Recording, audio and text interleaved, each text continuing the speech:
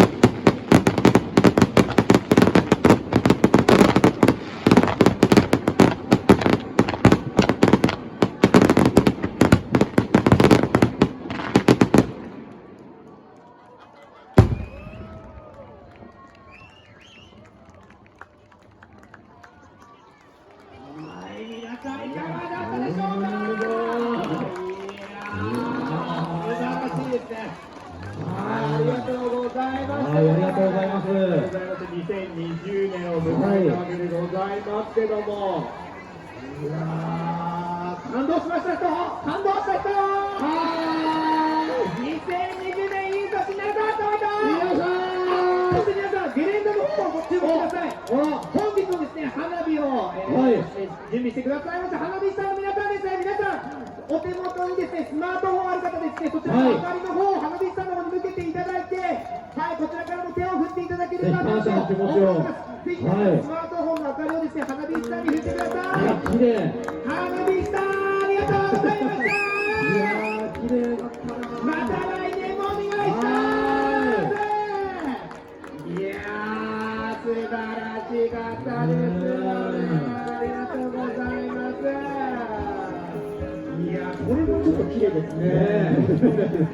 これもまた幻想的な。はい、ということでございましてですね、明日のですね、元旦のイベントのご案内をさせていただきたいと思います。はい、お願いします。明日朝7時からですね、ご朝食会場でですね、1階後方の入り口ではですね、新春おととサービスということでございまして、祝い酒のですね、振る舞いサービスを行わせていただきます。